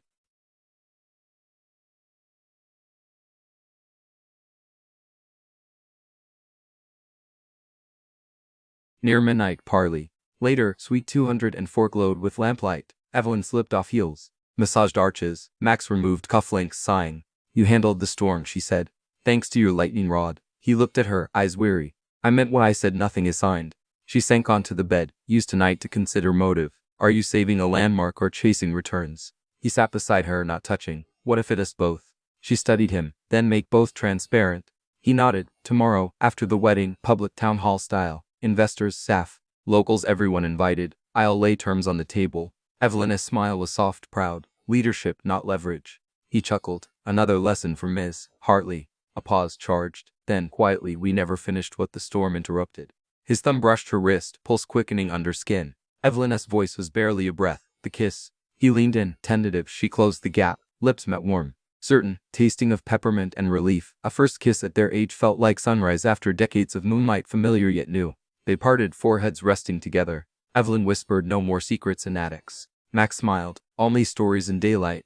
Outside, the lavender fields exhaled midnight perfume. Inside, two hearts finally unburdened beat in synchrony, knowing tomorrow's vows, though not theirs, would still bind them to destinies rewritten by honesty. Yet beyond their room, Kira Malone watched through a crack in the partly opened service door. Phone in hand, camera recording. A predatory grin spread. Secrets loved the dark. Some refused to stay buried. The chapter closed not with thunder this time, but with the click of a phone, a stop button, ominous punctuation for whatever storm chapter 5 would unleash. The dawn of wedding day Sunday should have felt like lavender-scented peace, but tension at Lavender Ridge spread quicker than the breakfast buffet. One rumor bloomed. Aunt Bertie's phone was the first grenade. She gasped so loudly the omelet chef flinched and dropped a ladle. On her screen played shaky footage of Maxwell Renault and Evelyn Hartley kissing on the balcony, followed by a zoomed-in still frame of the acquisition folder from the attic. A text banner crawled along the bottom. Billionaire buys bride's resort, schoolteacher inside woman. Within minutes the clip migrated through group chats, Instagram stories, even the florist's teenage son's TikTok. Hashtags multiplied. Lavender leak, gold digger grandma buyout bow. At the continental table, Evelyn sensed eyes on her like laser pointers. Whisper tied she seduced him to cash in. They planned this all along. Poor Lucinda's wedding is a corporate stunt. Evelyn's cheeks blazed. Max tried to take her hand. She slid it away, not from anger, but from raw public embarrassment. To the X-Finey strikes. Kira Malone, statuesque in ivory jumpsuit that hugged ambition like a second skin, breezing into the dining hall with the confidence of someone who already owned the headline. She clicked her claw-button heels to the center and cleared her throat. Conversations died. I thought transparency was today's theme, she purred, holding up her phone. Since Mr. Renault and Ms. Hartley are shy, allow me. She tapped play on the big screen meant for the wedding slideshow. The kiss beamed 12 foot tall. Gasp sliced the room. Evelyn's teacup shook against saucer. China clink echoed like a gong. Max strode forward, voice steel. Turn it off, Kira. But the damage baked in. Kira shrugged. Public interest clause. Investors should know where their CEO's focus lies. Then, eyes glinting, she added, for the crowd, and brides deserve to know who is underwriting their venue with what motives. Lucinda, entering late with bouquet trial in hand, froze as the acquisition document flashed next. The screen showed line items: Phase 1 demolition, Rose Maze, carriage house. 3 ceremony cracks. Panic ricocheted, vendors feared layoffs, townsfolk envisioned bulldozers, bridal party buzzed like hornets. Harry, the bride's father, thundered across floorboards toward Max. You promised a town hall before decisions. You lied. Max lifted palms. The vote chat and tea happened. I delayed it, asked Jenna. Kira's laugh cut through. Delayed 48 hours, hardly a retreat. He still plans to sign Tuesday morning. Evelyn's stomach lurched. The pinky promise felt suddenly flimsy. For private collapse. Max pulled Evelyn aside into the library, thick oak doors muting chaos outside. Books smelled of dust and lemon oil, neither comforted. Kira's manipulating them, he said. I swear, Ivy, I drafted a new email at dawn, was going to cancel the bid completely. Was, she repeated, but didn't he? I needed board consensus. She pressed fingers to her temples. You needed courage. His jaw clenched. I will fix this. Not with PowerPoint, she whispered, with truth roaring loud. She stepped away, leaving sandalwood cologne clinging to her memory like last night's kiss. 5 altered aisle. Noon, ceremony time. Because journalists circled the gates, the couple moved bow extension to the glass atrium again. Rain gone but storm trapped inside. Lucinda appeared in lace, eyes red-rimmed yet resolved. Eric at the altar squeezed shaking hands. Evelyn found a seat near back, heart heavy. Max stood opposite her across aisle, hands clasped behind like a disciplined cadet. When the minister asked if anyone knows reason these two should not be joined, speak now, the room inhaled. Evelyn's gaze flagged to Lucinda. The bride gave the smallest nod. Courage borrowed from yesterday. Evelyn rose, gasps, but she didn't object to the marriage. She addressed the congregation. Love does not thrive in silence or secrecy, she said, voice steady. Lucinda has something to share because honesty, though terrifying, is the best wedding gift. Lucinda stepped forward, letters clutched in trembling hand. She confessed her past with Amelia, her fear of family disappointment, her commitment to choose Eric with eyes open. She offered him the letters. The atrium was grave quiet, even cicadas paused. Eric read one line, eyes glossy, then kissed Lucinda's knuckles. Thank you for trusting me, he said. The minister, blinking away tears, continued. Vows exchanged under raw authenticity, an unexpected, powerful spectacle. Max watched Evelyn, pride, awe, heartbreak mixing. She demodeled the courage he still chased. 6 mid-reception meltdown. At the garden reception, umbrellas were placed and trapezes, reporters' booms rising over hydrangeas. Security futile. Kira gave impromptu statements, no comment on personal relationships. But shareholders deserve accountability. Max met his daughter near the gazebo. Clara's disappointment was a spear. Dad, why is Kira running this narrative? You still haven't spoken. I am drafting a statement. She drafted an attack. Go public with annihilation now or lose everything real. Max looked toward Evelyn. She laughed politely at Aunt Bertie's pun, but her shoulders slumped. He opened phone, thumb over send on new email, terminate acquisition. But board votes needed, majority lawyers would howl. He hesitated, fatal seconds. 7 the spark that lit the walkout. DQ'd the couple's first dance, guests circled. Max forced a smile, covering turmoil. When song ended, Lucinda took mic. Special thanks to Ms. Hartley for reminding us honesty wins. Applause, she added softly, and to Mr. Renault, whose future here remains undecided. Crowds tittered. Evelyn's cheeks flared again. She slipped from tent, feet crunching gravel, toward the main house. Max followed, calling Ivy, please. She stopped under archway string lights. Did you send the termination? I will, I just need. Neither agreed, she asked, eyes glassy. You taught Lucinda regret audits the soul. Audit yours. His phone buzzed. Jenna bored, anxiously awaiting your go signal. Media leak hurting stock. Evelyn saw screen glow. His thumb hovered. Her shoulders sagged. I can be collateral to a balance sheet. He looked at her, agony raw. Give me until midnight. I'll walk away from the deal. Midnight is pumpkin hour, she whispered. I am no fairy tale. I am a 70-year-old woman out of second chances. He reached for her hand. She stepped back. If you love me, show it, not draft it. She turned, entered Manor, leaving Max beneath flickering bulbs. Packing regret. Evelyn's suitcase lay half-packed since Thursday. She folded shawl, cameo pen, Harold's photograph. Tears blurred her view of embroidered violets. Aunt Bertie knocked. Running, child. Walking, Evelyn corrected, voice thin. I must choose self-respect before someone else devalues it.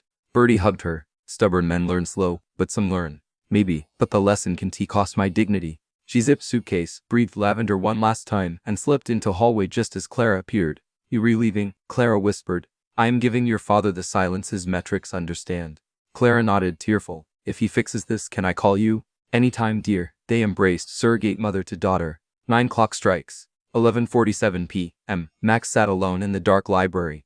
Fireplace embers glowed. Jenna on speaker, vote postponed, cannot hold. Either sign or the Brookstone group will outbid Tuesday a.m. He stared at phone. His reflection in the dormant screen looked like the boy who once coded by candlelight.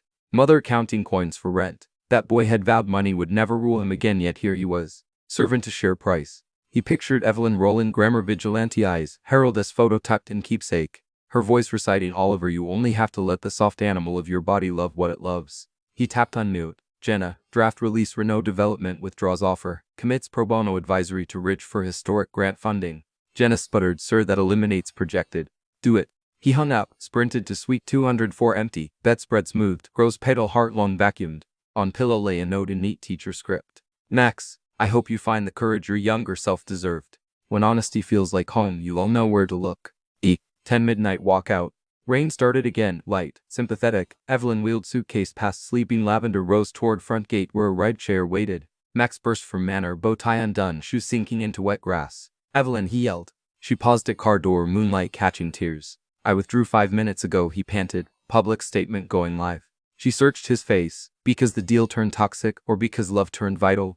Because you turned the lights on. He stepped closer. I built fortunes on code. But the only algorithm I want now is 2 hearts, 1 room. He reached into pocket, pulled rusty library card, my first card, age 14. Proofreaders change lives. You changed mine.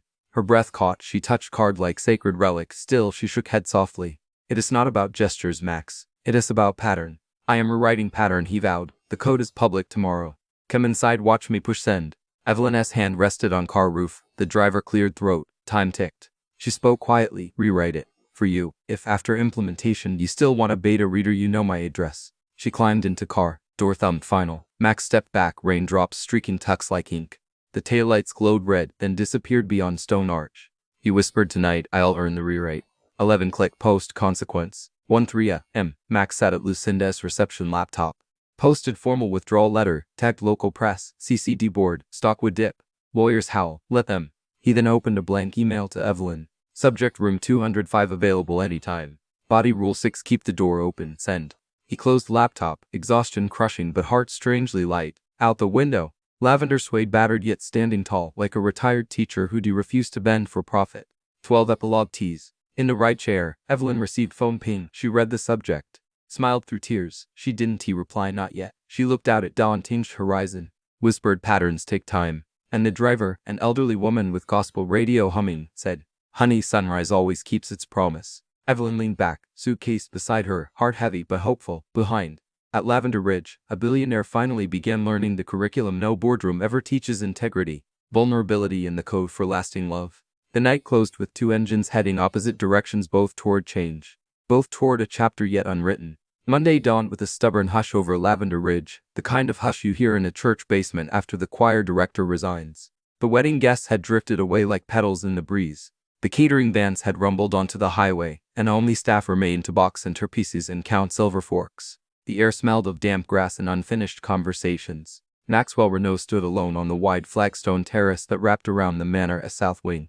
Below him, 50 empty white ceremony chairs faced a trellis still laced with yesterday's roses. Their pink heads drooped, but they hadn't fallen. Neither, he decided, would he. He wore no suit coat today, only rolled-up shirt sleeves, scuffed loafers, and worry that sat on his shoulders like a sleeping child. In one hand he held printed copies of the press release Jenna had posted just after 1 a.m. Renault Development withdraws acquisition, commits preservation grant. In the other, a yellow legal pad covered in restless handwriting notes for the town hall he had promised. At 8:30 sharp, June the caretaker hobbled onto the terrace with a pitcher of water and 24 mismatched tops. If folks are coming to hear truth, she said, setting the tray on a folding table, they all need something wet for their throats. Thank you, June. Max tried to take the tray from her, but she swatted his hands with grandmotherly authority. You'll need those fingers for turning pages, she scolded. Let an old woman feel useful. Max's smile was small, but genuine. I am beginning to understand the wisdom of accepting help. June's eyes twinkled. Took you long enough.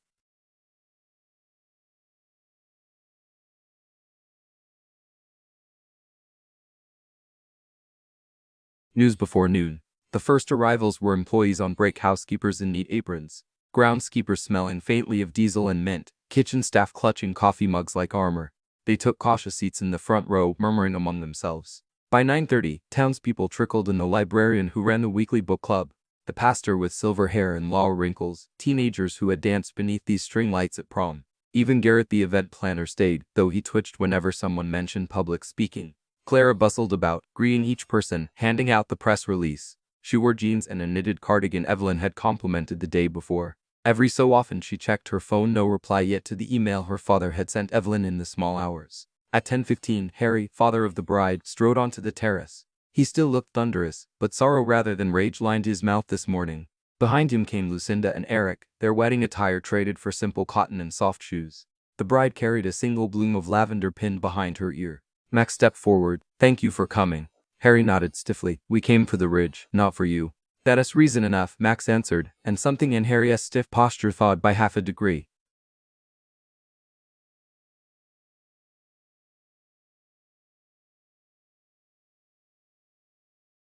Curtains up.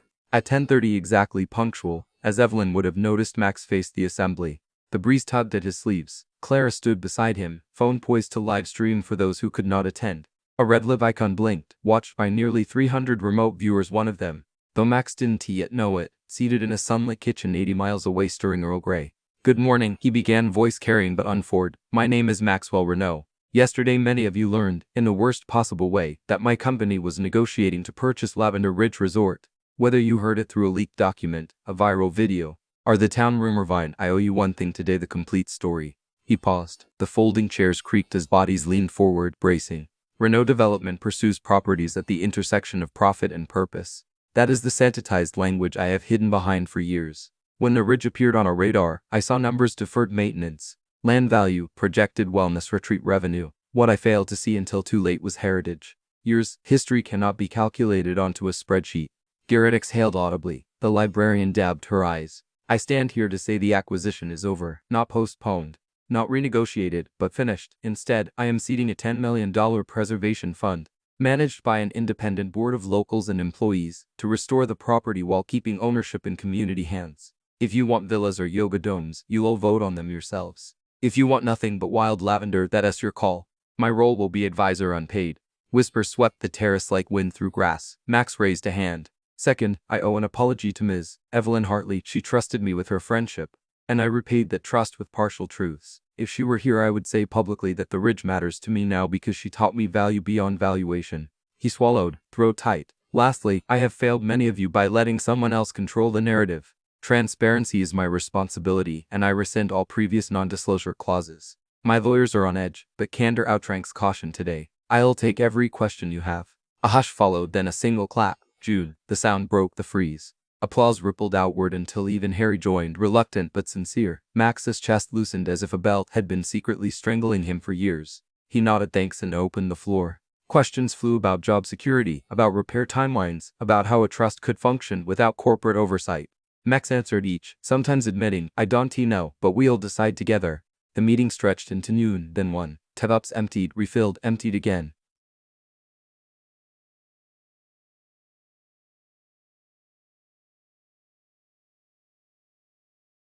Evelyn screamed. Across the state in the town of Magnolia Creek, Evelyn Hartley watched the live stream on her aging laptop. Framed by peach-colored curtains, Harold had hung their first spring in the cottage. She sat straight-backed in a ladder-back chair, pen at ready, taking notes the way she once did at teachers' conferences. Heritage Profit. She scribbled community governance, unpaid advisor. When Max spoke her name, our friendship changed me. Her pen paused mid-stroke. A tear slipped before she felt it coming. She'd sworn off tears last night. But this one carried relief, not sorrow. Still, relief can ache. A knock rattled the screen door. Aunt Bertie, somehow faster than GPS, bustled in with a casserole the size of Texas. "Saw the link. Thought you'd need lunch and commentary." Evelyn cracked a smile. "Yes, doing it." Bertie telling the truth. Bertie plopped the dish on the table, steam fogging her bifocals. "Men mess up big, love bigger. Question is, do we let 'em?" "I haven't decided." Evelyn closed the laptop, heart banging. "He asked for Rule 6, keep the door open. Doors swing both ways."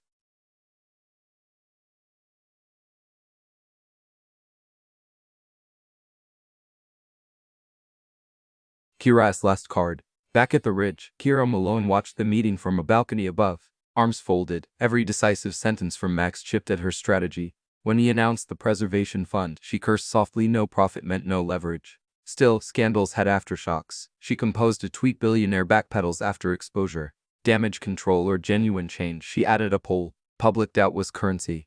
Then she noticed the live stream view count climbing. Sympathy comments outnumbered cynics. The poll skewed toward genuine change. Kira's manicured finger hovered over delete. She hit it. Some battles weren't worth brand stink. With a sigh, she scrawled to a text from her assistant: "Dubai client wants crisis consult." Good. New theater, new drama. She packed her Louis Vuitton and coasted the ridge without farewell.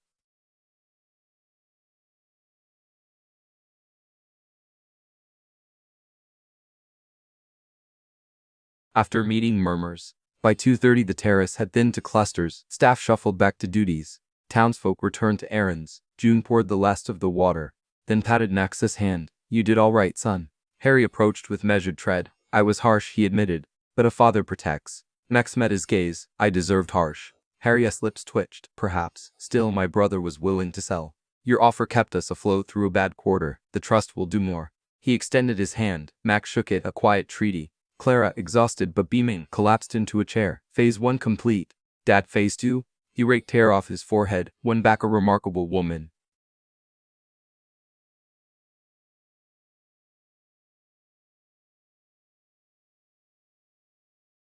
Call on the wind. Max retreated to the balcony of Suite 204 out of habit, then winced. The room felt hollow without Evelyn's humming, her travel pillow, her violet lotion on the nightstand. He dialed her number anyway.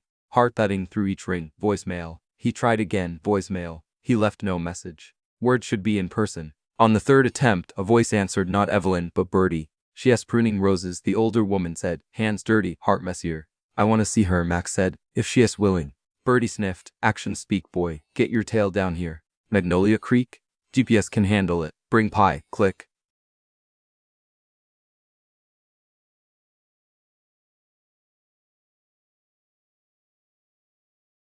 The drive. Max drew essentials into a weekend bag, scribbled a note for Lucinda, proud of your courage, and one for June, back tomorrow. Leave window open for the lavender breeze. Then he climbed into a dusty GPD borrowed from the grounds team. The vehicle chugged down winding country roads bordered by late summer sunflowers nodding like grandmothers on porch swings. He rehearsed apologies until they felt threadbare. Halfway, clouds gathered, threatening, but did not burst. Instead, a rainbow arched over a soybean field. Faint but present. Max laughed out loud. Subtle universe.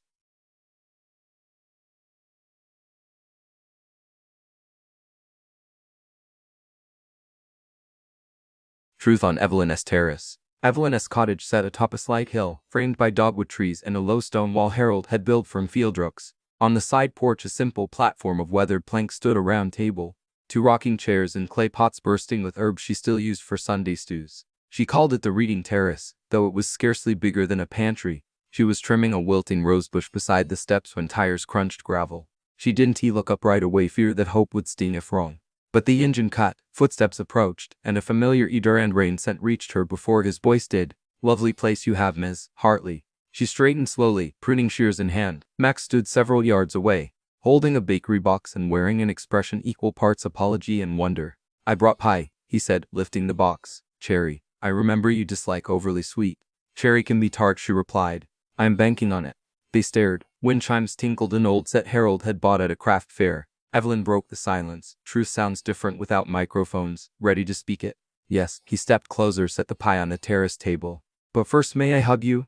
She hesitated, then nodded. His arms encircled her with care. She smelled dust from the Jeep, linen starch, and adrenaline. Her shoulders relaxed into the shape of him like puzzle pieces reconnecting. After a moment she drew back, eyes shining but steady. All right, she said, gesturing to the rocking chairs. Tell me the Veritas version, start to finish.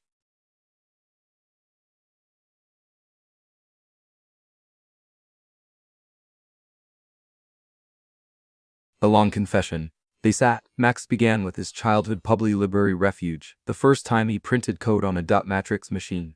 He spoke of hunger for security that calcified into worship of control. He confessed marriages of convenience, deals that tasted like ash, the moment he saw her photo of Harold and realized money couldn't buy that kind of joy. He described the internal war last night between shareholders and Hart, and how the Hart at midnight -5 won. Evelyn listened, occasionally sipping iced tea Bertie delivered before discreetly vanishing. She asked clarifying questions like a kind but unyielding professor. What protection did secrecy offer you? How will transparency change your structures? He answered each, sometimes stumbling, never hiding. When he finished, afternoon light slanted through dogwood leaves, painting their shoes in dapples. Cicadas buzzed lazily. Evelyn tapped her fingers on armrest, thinking, integrity isn't a destination, she said at last. It has continual verbs: choosing, learning, amending. Today you chose well. Tomorrow you must choose again. I will, he vowed, voice rough. She leaned back. I want to move back into that suite tonight. Not yet. Disappointment flickered in his eyes, but he nodded. Understandable. She reached across the small gap, rested Alois Gardner's fingers over his. But I will reserve it for next weekend trial basis. A mischievous smile. No pillow wall though, efficiency. He laughed, a joyous, boyish sound. I accept the terms.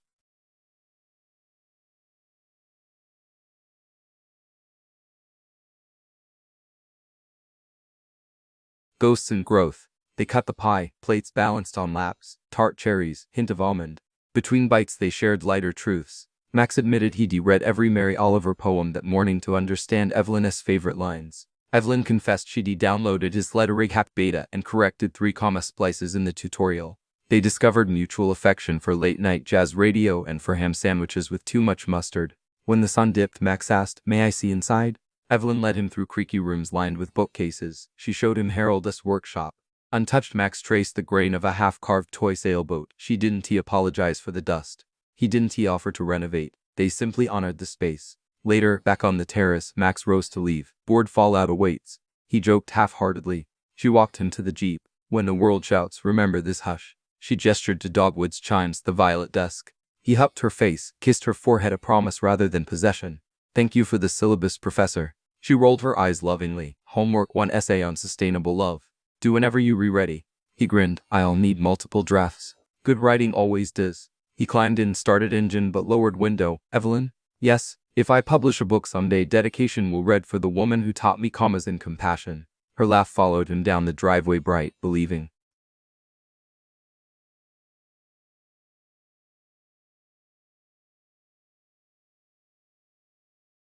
Aftermath notes, letters, likes. That night, Evelyn sat at her desk and penned a letter ink on stationery. Old-fashioned Dear Max, first progress report. She listed 3 commendations: honesty, humility, humor, and 2 areas for growth. Delegation, rest. She signed, your favorite grader, stamped, and placed it where outgoing mail would depart at dawn.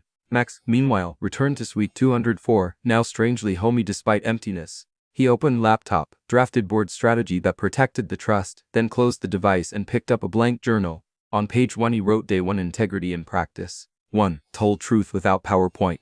2. Listen more than spoke. 3. Ate tart pie instead of humble pie. Progress. He smiled, set pen down. Outside, lavender bent under evening breeze, releasing fragrance that slipped through open window like lullaby. Tomorrow, lawyers would scowl. Stock might stagger, but he would choose again. Verb, not noun.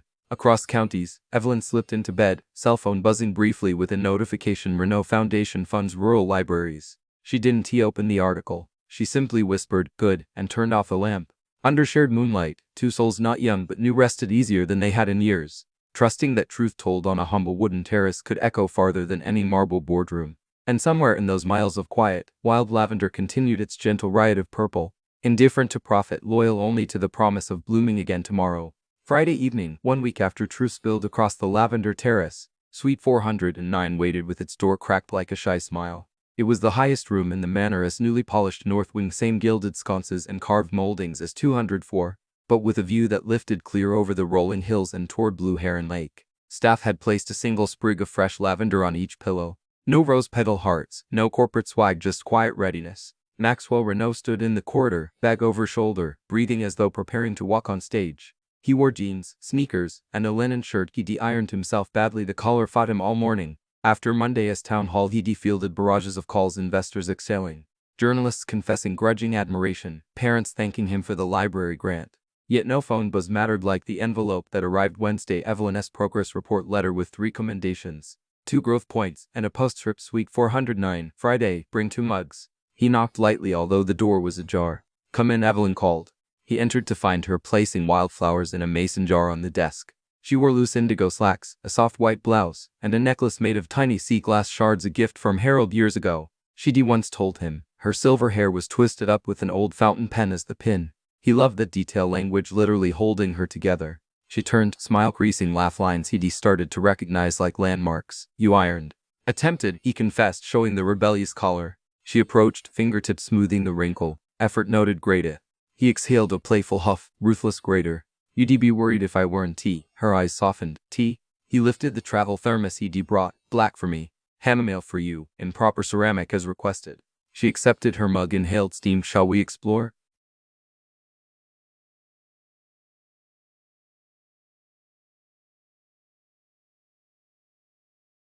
Night walk. They ventured onto the roof deck, accessible only from the 4th floor hall, an expanse of slate tiles bordered by wrought iron railing and small planters brimming with thyme and trailing verbena. The sun had set, but twilight still painted faint sherbet across the west. A sliver moon hovered like a promise. Below, Lavender Ridge lay hushed except for crickets and an occasional clang of dishware from the kitchen where staff prepped tomorrow's brunch. Newly installed lanterns glowed along walkways purchased with the Preservation Fund's first disbursement. Max leaned on the railing. See those lights by the carriage house? Employee housing renovation begins Monday. June's idea. Evelyn sipped her tea. A committee instead of a command. That's progress point number 4. He chuckled. You keep expanding the rubric. I warned you. Continual verbs. She bumped his shoulder lightly. He sobered, gaze drifting to her profile. I missed you this week. She met his eyes. Distance was homework. We both passed. He reached for her hand. She let fingers intertwine. Ready for group project? He asked. She gave a half smile. Depends on the syllabus.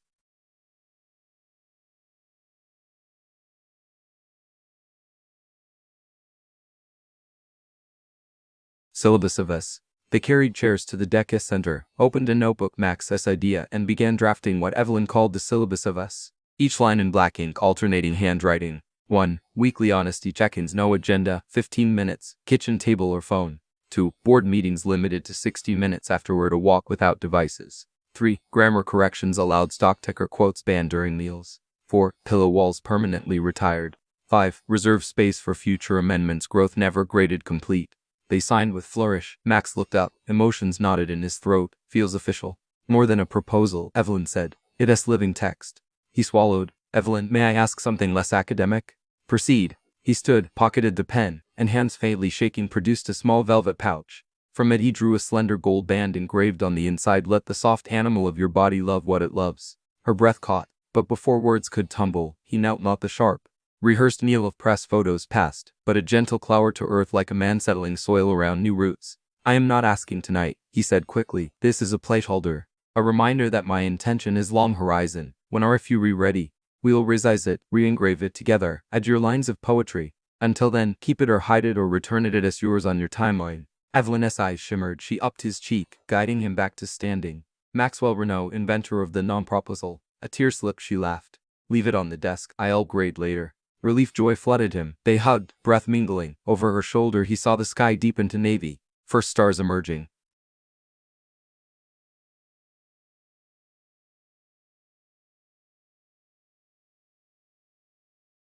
Stargaze and secrets. They spread a blanket on the slate. Max connected his phone to a mini speaker. Miles Davis soft in the background. Lying side by side, they identified constellations. Evelyn was better. Years of camp counselor nights teaching Orion to squealing third graders. Siasha Pesha, looks like a wonky W. She pointed. That is me grading rookie commas. Max laughed. And that crooked one over there is my risk management curve. She laced fingers with his again. Funny thing, stars appear constant yet travel millions of miles an hour. She mused. Stability through motion, a good relationship goal. He squeezed her hand. Teach me kinetic stillness. They fell into companionable quiet. Wind ruffled the blanket. Somewhere an owl hooted.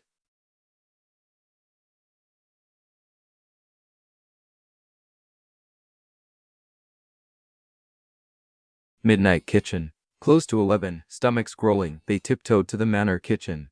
The night chef had left apple tart cooling and a note for Ms. Hartley. Mr. Renault, congrats on the trust fund. They devoured slices at the butter block island, swaying slowly to the hum of the industrial refrigerator. Apple cinnamon crumb, simple, perfect. Evelyn dabbed crumb from Max's chin. You have a PhD in algorithms, yet crumbs defeat you. He mock saladed. Ongoing coursework. Back to suite 409 they wandered, hands brushing.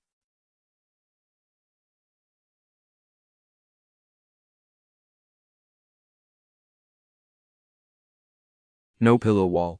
They changed, he into soft jersey pants, she into cotton pajamas covered in tiny pencils, gift from a former class. Bedsheets smelled of sun-dried lavender. They slipped under covers, turned to face each other. Light from a single lamp cast gentle amber. Max traced her knuckles with thumb. May I kiss you properly this time? No balcony interruptions? She tipped her face up. Rule 4, Mr. Renault, always. The kiss was unhurried, sweet, layered. A paragraph read aloud slowly so the listener savors every cadence. Their bodies eased closer, but they didn't rush beyond tenderness. Intimacy, they decided, would unfold like chapters, not clickbait. Lamp clicked off. In darkness they continued soft conversation. Favored childhood smells, her fresh chalk dust. In library stamping, secret talents, her can whistle opera. In solves Rubik's cube, behind back laughter fezzed until fatigue wove them into shared drowsiness. Somewhere around 2 a.m., Evelyn murmured, thank you for loving my too muchness. Max kissed her hair. Thank you for loving my never and cow.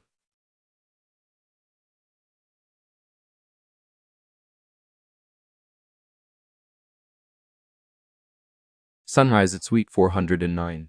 First light crept through sheer curtains like gentle fingers, stroking the quilt. The oak floor, the tangle of two bodies now comfortable in a space once reserved for solitude. Birds began their orchestral warm-up. Lavender perfume drifted through the cracked window. Evelyn woke first, habit of decades, but remained still, listening to Max's even breaths. She studied his face, relaxed in sleep creases at eyes softer, mouth slightly parted. Vulnerability looked good on him, she thought, like a well-worn book spine that promises a satisfying story. She slid carefully from bed, wrapped herself in the knitted throw draped over a chair, and stepped onto the Juliet balcony attached to the suite. Dawn painted the lake a molten gold. Clouds pink at edges, hills whispering in mist. For a moment she pressed palms to railing, letting gratitude seep in. Grief for Harold flickered, always will, but beside it now stood new gratitude rather than empty ache. Behind her, sheets rustled. Max appeared in doorway, hair wild, pillow crease on cheek. He joined her, arms encircling from behind, chin resting on her shoulder. If mornings looked like this in the city, he murmured, boys, gravel and honey, stock markets would open later. She laughed softly. Mornings look like whatever eyes choose to see. He rocked her gently. Thank you for choosing me. She turned in his arms. Tentatively she teased, pending quarterly kindness reports. He grinned, awed it away. From his pocket, how did pockets exist in pajama pants? He produced a folded paper, the syllabus of us, now bearing one more line in neat handwriting. 6. Sunrise to briefs, gratitude first, coffee second. She traced the words, approved. They stood there through several shades of daylight, speaking gratitude aloud. He grateful for second chances. She for courage to take them, he for dogwood chimes, she for cherries tart. When sun fully cleared the ridge, they went inside and brewed coffee and tea. They filled in silent crossword clues together, surprised at how their knowledge gaps fit like dovetailed joints. She nailed literary references, he the tech jargon. Later, they dressed for the day, Max in khaki shorts, linen shirt untucked. Evelyn in a breezy sundress with pockets, the pinnacle of fashion. She declared. They slipped downstairs to join June in the herb garden for volunteering, Max learning to prune, Evelyn teaching staff Latin names for thyme varieties. Laughter punctuated morning air.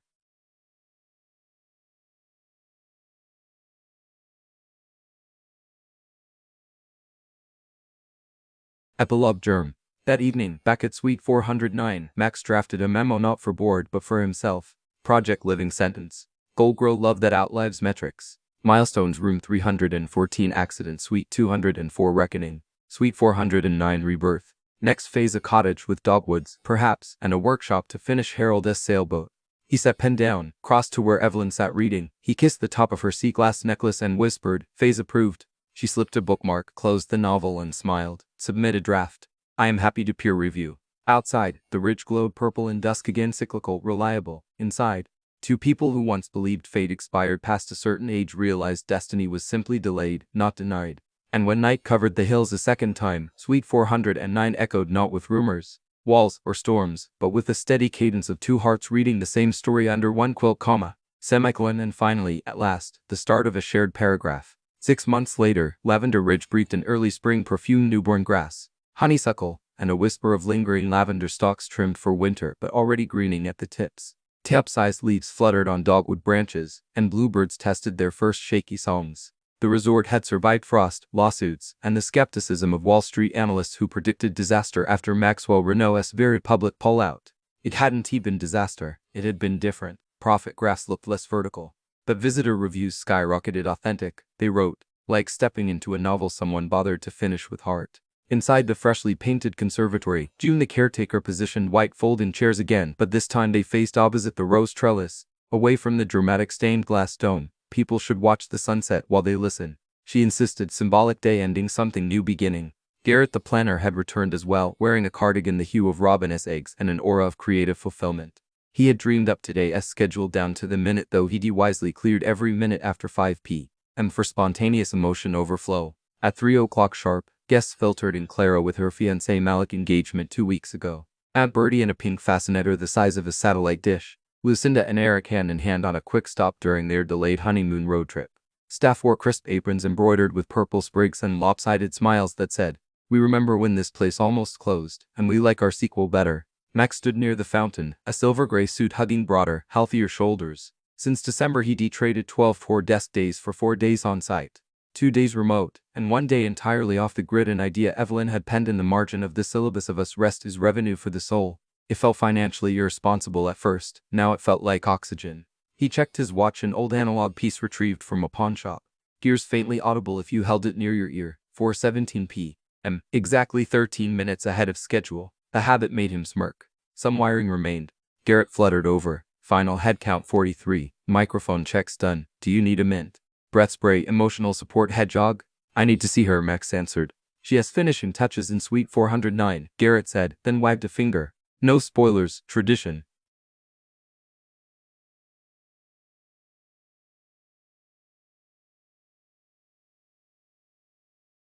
Suite 409, Germany. Evelyn sat at the vanity, not in bridal white. She refused to repeat color schemes at 70, but in a slinky teal dress that Harold used to say made her eyes look Caribbean.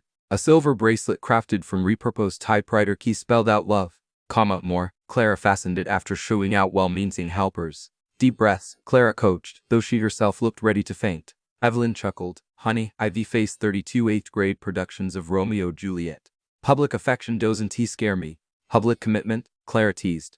She considered, surprisingly peaceful. A knock. June peeked in holding a paper bag, forgot the old good luck recipe. She pulled out 2 butterscotch candies, pressed them into Evelyn's palm. One for you, one for him. Sweet talk insurance. Evelyn hugged the caretaker, tears misting. You re-family, June. Don't cry yet, June warned, dabbing on the or under Evelyn's eyes with a thumb. Mascara is expensive.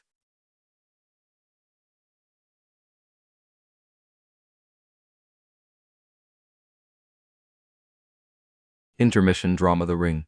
Downstairs, Max realized the playholder band he had given Evelyn last fall sat safely in her jewelry box at home. Today, he meant to give her a ring forged from his mother's melted locket fused with a shard of Harold's sailboat, a joint creation from the Manor's new craft workshop. Except the ring wanty in his jacket. He patted pockets, nothing. Panic quickened. He sprinted toward the workshop, heart hammering. Inside, sawdust glimmered like gold flecks in late light. Ben, the woodworking instructor, looked up from chiseling a birdhouse. The ring, Max blurted. Tiny wooden box, brass hinge. Ben motioned to a shelf, right there. The shelf was bare. Suddenly a small voice behind them, Mr. Renault, 6-year-old Lily, daughter of a housekeeper, stood holding the wooden box upside down. The ring looped onto a hensil stem like makeshift jewelry. I borrowed it for my Teddy's wedding.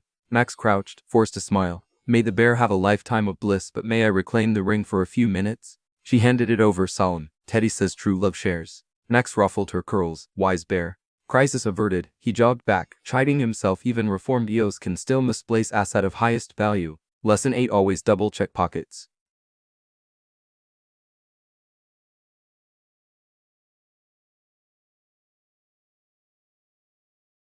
String quartet soft start.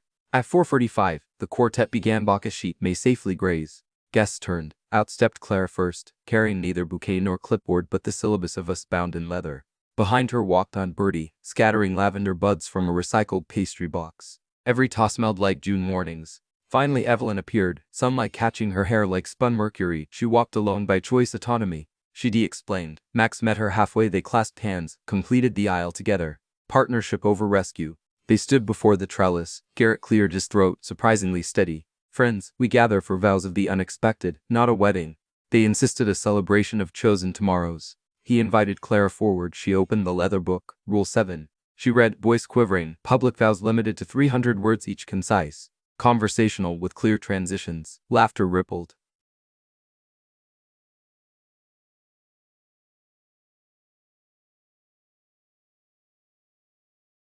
Max's vows. Max took a card from his pocket, wrinkled, annotated. He looked at Evelyn, voice warm. Evelyn Hartley, you were the last room when I believed every room in me was already furnished.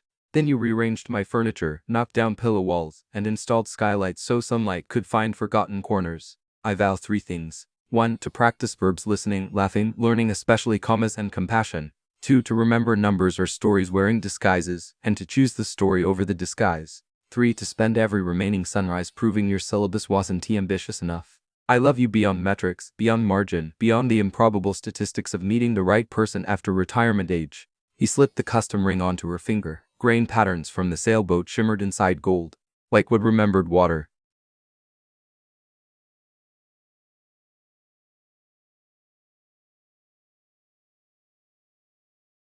Evelyn's vows. She tucked a stray hair, unfolded a single sheet of notebook paper torn from an old lesson plan. Maxwell Renault, you arrived in my life like a late transfer student, one with questionable attendance and excellent test scores. I grade on growth, and your curve keeps delighting me. I vow. 1. To remind you coffee can wait if conversation calls. 2. To keep red pens nearby only for grammar, never for you. 3. To turn every obstacle into a teachable moment, preferably with pie. And a bonus promise: when storms gather, I will meet you on the balcony. No umbrella, ready to dance or argue or dream until thunder concedes. Love, like literature, thrives on revision, and with you my margins are wide. Cheers rose and Birdie whooped loud enough to startle sparrows from the rafters.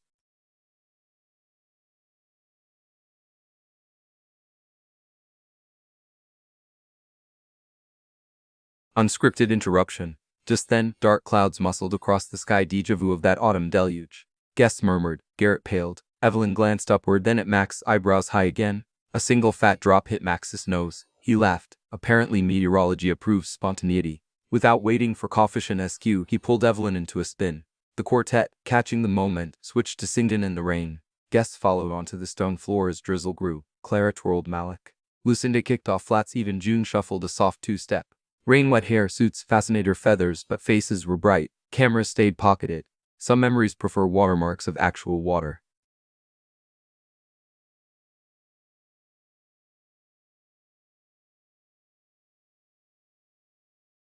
The terrace kissed full circle. When rain settled into mist, Max guided Evelyn to the terrace railing where they had once discussed honesty taxes. Hill steamed under evening light, rainbow faint but present again, the universe flirting.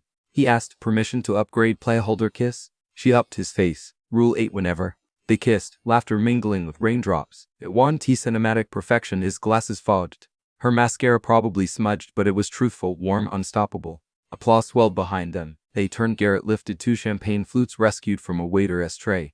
Instead of toasting, Clara opened the syllabus and penned one more line at the bottom. 7. Celebrate downpours, they water lavender.